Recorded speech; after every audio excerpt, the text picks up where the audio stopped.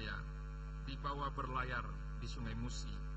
Moga warta ekonomi jaya bersama kita berantas korupsi. Pohon durian bukan selasih, cukup sekian dan terima kasih. Sekali lagi selamat bagi pemenang e-Government Award 2009. Assalamualaikum warahmatullahi wabarakatuh.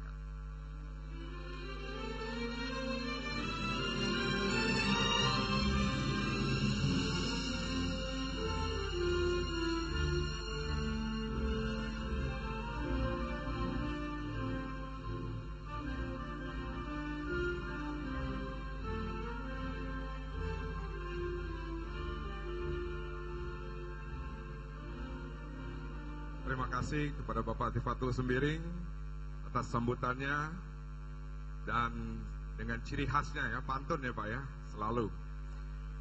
Dan Bapak Ibu hadirin yang saya hormati, selanjutnya kita akan mengetahui secara detail proses penjurian Warta Ekonomi e-Government Award 2009. Kami persilakan Bapak dan Ibu untuk menyaksikan tayangan berikut ini.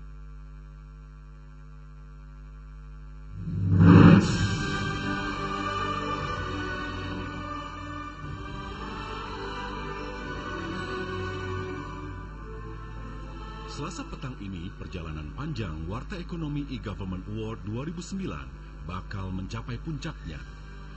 Dimulai sejak awal Mei 2009, ajang penghargaan yang kali ini mengusung tema Connected Government 2.0 Toward Collaborative Government tersebut bakal ditutup dengan diserahkannya sejumlah penghargaan kepada lembaga-lembaga pemerintah yang menjadi pemenang. Selasa petang ini pula, perjalanan ajang penghargaan Warta Ekonomi e-Government Award menorehkan catatan khusus. Apakah itu? Sungguh tak terasa, ternyata untuk tahun ini, ajang penghargaan tersebut sudah memasuki tahun yang ke-8. Artinya, sewindu sudah Warta Ekonomi melakukan proses seleksi dan memberikan apresiasi kepada lembaga-lembaga pemerintahan yang terbukti secara bersungguh-sungguh mengimplementasikan teknologi informasi dalam tata kelola pemerintahannya yang berdampak pada peningkatan kinerja internal maupun eksternal seperti pelayanan publik. Perpustakaan Nasional RI sangat concern di dalam pengembangan e-Gov karena memang Perpustakaan Nasional RI adalah sebuah institusi yang berorientasi pada public services. E-government sangat penting bagi kita semua, termasuk bangsa Indonesia, di mana publik itu semestinya mendapatkan layanan yang lebih mudah, lebih baik dengan adanya electronic government ini. Kalau bisa dimanai, mungkin I-nya itu bukan sekedar hanya electronic government, tapi easy government. Jadi pemerintahan yang lebih mudah. Artinya masyarakat akan jauh mendapatkan kemudahan di dalam layanan yang mereka harapkan. Ada beberapa hal yang membuat ajang penghargaan tahun ini terasa berbeda dari tahun-tahun sebelumnya. Pertama, tentu saja dari proses seleksi dan penjurian.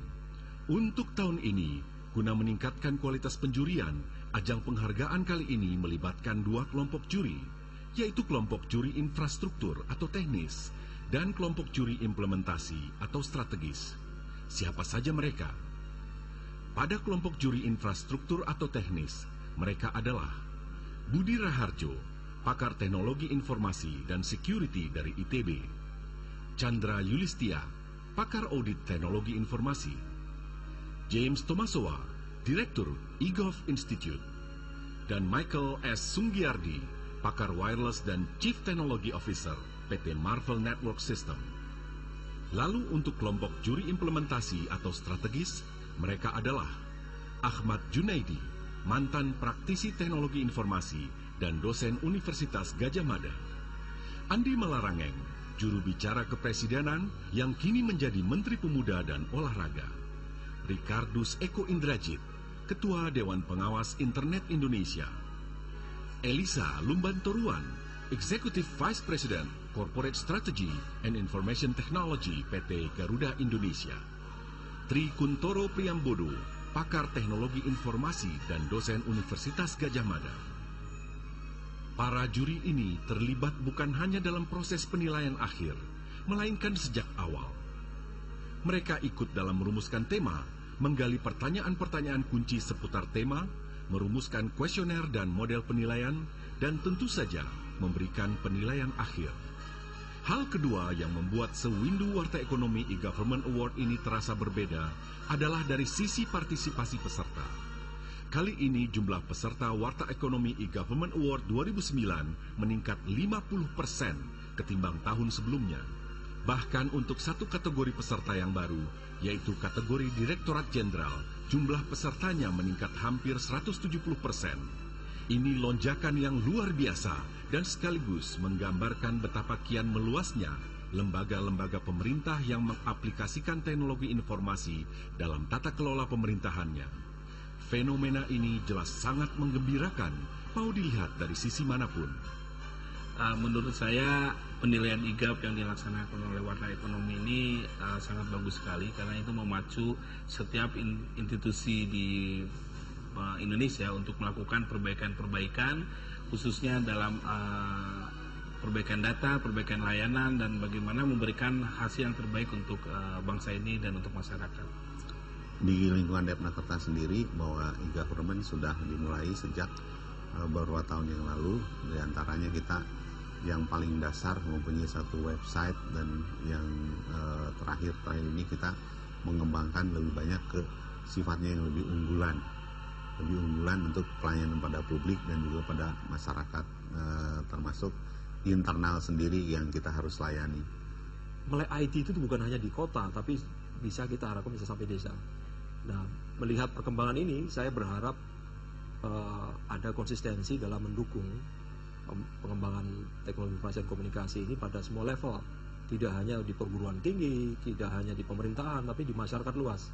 Jadi program Melek IT adalah program yang harus dikampanyekan bukan saja oleh pemerintah pusat, pemerintah provinsi, tapi seluruh jajaran di level bawah bekerja sama. Ya, paling tidak ada sinergi antara akademik, bisnis, dan government, sehingga kita punya satu keterpaduan dalam langkah kampanye Melek IT ini. Karena dengan adanya globalisasi TI atau informasi teknologi ini, IGAF akan memberikan transparansi dan menuju pada pemerintahan yang good governance. Dengan penyelenggaraan IGAF ini yang dikoordinir oleh Warta Ekonomi, saya melihat ada proses kemajuan ke depan untuk meningkatkan dan menumbuhkan motivasi daerah kepada berbasis IT.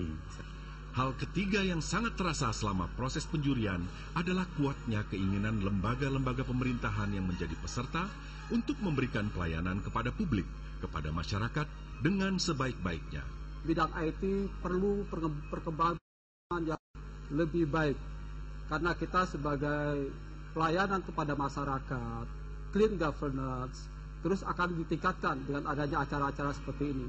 Acara ini tidak mencari mana yang terbaik, tapi acara ini membuat negara kita lebih baik. Sepanjang pengetahuan saya mengenai e-government ini, barangkali bisa dilihat dari tahapan e-government. Sesuai dengan roadmap-nya, e-government ini dimulai dengan pembangunan dan pengembangan website. Saya melihat di Indonesia hampir seluruh departemen, khususnya di instansi pemerintah, rata-rata sudah memiliki website. Itu memang persyaratan utama dari e-government. Kota Surabaya yang memang menggunakan IT ini sebagai tolak ukur pertama yang bisa digunakan untuk peningkatan kinerja di pemerintah kota.